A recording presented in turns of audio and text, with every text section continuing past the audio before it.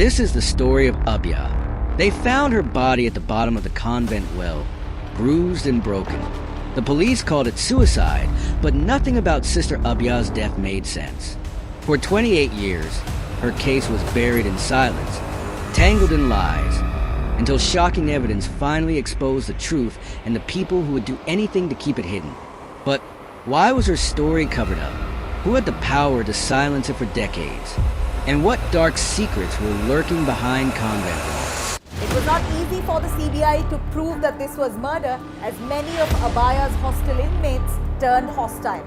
28 years ago, Sister Abhaya was hit on the head with an axe. Remember, the court had been looking into this matter for almost 28 years. The Sister Abhaya was murdered and her body was dumped inside the well of a convent in Kottayam in 1992. 28-year wait for justice has ended for Kerala's Sister Abhaya.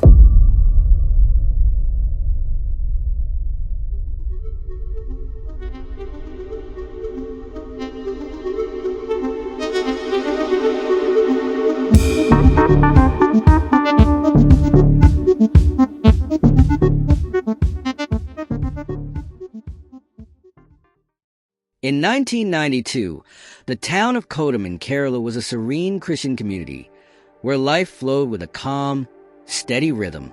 The people here led simple lives, with the convent standing as symbols of peace, learning, and devotion. It was in this quiet town that Sister Abhaya, a dedicated 21-year-old nun, had chosen her path. Sister Abhaya was known for her gentle nature and strong faith. She lived in the St. Pius X convent, a place where young women gathered to study, pray, and dedicate themselves to God. For Abhaya, every day began early, often before dawn, with exams approaching. She woke even earlier to make the most of her study time, driven by a commitment to excel in her studies and fulfill her purpose. Her days were filled with routines of prayer, study, and service to others. She was deeply respected in the community for her kindness and quiet determination. The morning began like any other at St. Pius X convent, until one of the nuns noticed something odd in the kitchen. A single slipper lay abandoned on the floor next to an overturned water bottle, and water was spilled across the tiles. The nuns started looking for Abhaya, calling her name through the hallways and dorm rooms, but there was no response. Finally, someone thought to check the convent's well, a quiet spot on the grounds that was often overlooked. When they looked over the edge, they saw a horrifying sight. Abhaya's lifeless body was lying at the bottom, bruised and broken. Shocked gasps and cries filled the air as the nuns pulled back, unable to believe what they were seeing. Just hours before, they had laughed with her over dinner, shared stories, and talked about the future. Now, in a cruel twist, she was gone. Her friends and fellow nuns were frozen in disbelief, struggling to understand how such a tragedy could happen to someone so dedicated, so full of life.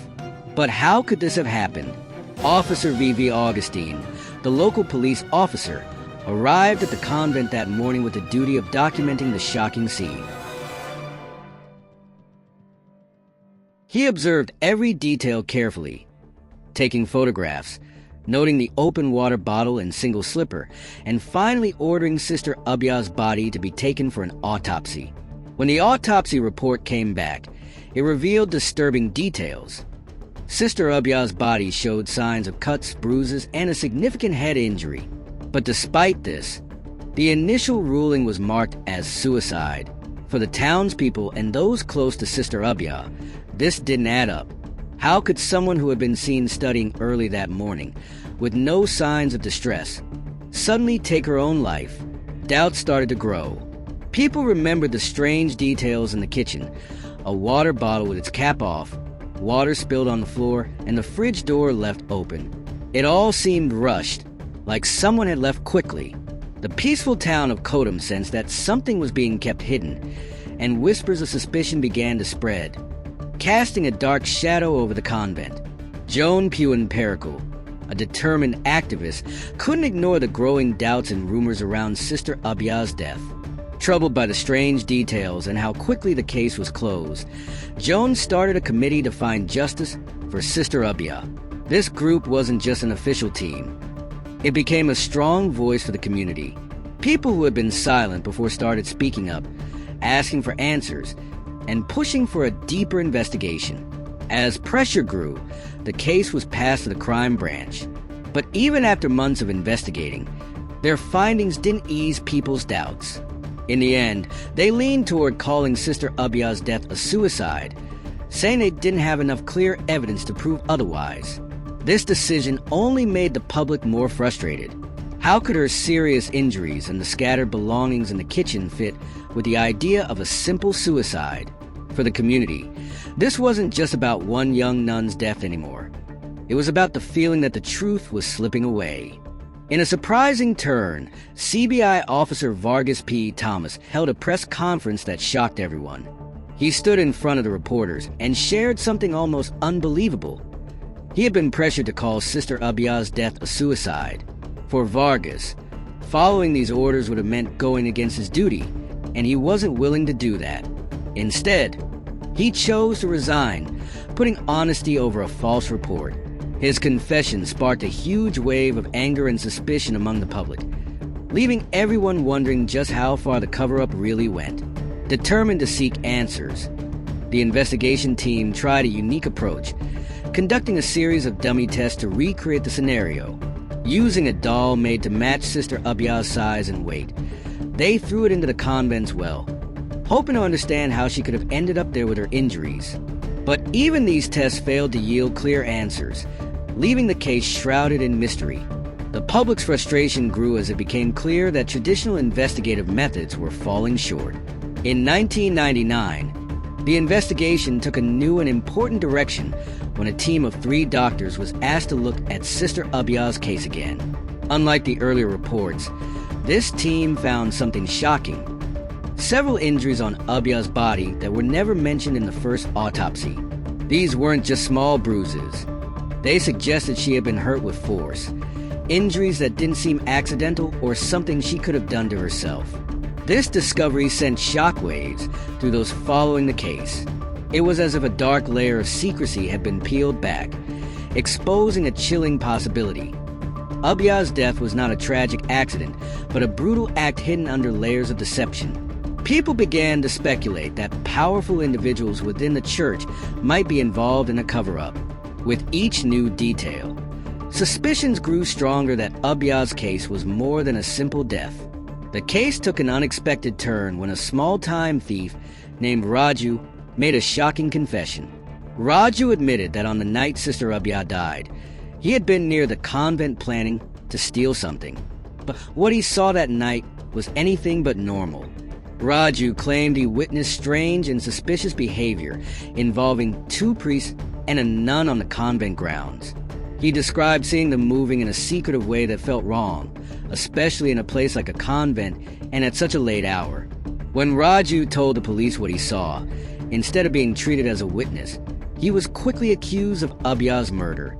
The authorities pressured him to take the blame, using bribes, threats, and even torture to force a confession. Despite all of this, Raju held on to his truth, refusing to admit to something he didn't do. His courage in sticking to his story raised even more questions about the case, leading people to suspect a cover-up by powerful individuals. Raju's story only added to the growing anger and pushed the public to demand justice for Sister Abhaya. As the investigation went deeper, suspicion turned toward 3 people: Father Thomas Kador, Father Jose Putercale, and Sister Sefi. These weren't just random suspects. They were respected members of the religious community, making the accusations even more shocking. Under pressure, the CBI conducted narco-analysis tests on them, a process where they were put in a semi-conscious state to reveal hidden truths. But something strange happened. The recordings from these tests were found to be tampered with and edited many times, which raised serious questions about the investigation's honesty. Then, in a shocking twist, the unedited recordings of these narco tests were leaked to a local TV station. The footage revealed statements that implicated all 3 suspects in Sister Abhaya's death, showing a darker side of the case and suggesting layers of corruption meant to protect these individuals and cover up the truth. This revelation ignited public anger, as people realized the extent to which some would go to shield those in power, strengthening the call for justice for Sister Abhaya. The Kerala Judiciary Court and High Court stepped in to review the unedited narco test recordings closely. After years of investigations, accusations, and attempts to hide the truth, the courts took a firm stand. They looked at the recordings, examined all the evidence, and recognized the history of cover-ups surrounding Sister Abhaya's case. Understanding the public's frustration, the courts pushed forward for justice. Finally, in December 2020, nearly 28 years after Sister Abhaya's tragic death, the court announced its decision. Father Thomas Kador and Sister Sefi were sentenced to life in prison for their roles in her murder. This judgment brought long-awaited relief to Sister Abhaya's family and supporters. After decades of heartbreak, suspicion, and determination, those who had fought for the truth saw justice finally achieved. Though the case had shaken people's trust in institutions, the verdict became a powerful reminder that the truth can come out, even after years of attempts to hide it. The story of Sister Abhaya's case is a powerful example of the strength of truth and resilience. For nearly 3 decades, those who believed in her innocence kept fighting, despite the obstacles and attempts to cover up the truth. This hard-won victory reminds us that, no matter how long it takes, justice is worth fighting for. Sister Abhaya's story continues to resonate as a powerful symbol of hope for others who seek the truth. Her case has shown us that courage and persistence can overcome even the most daunting challenges. But it also raises a haunting question: how many other secrets lie hidden, waiting for the right moment to emerge?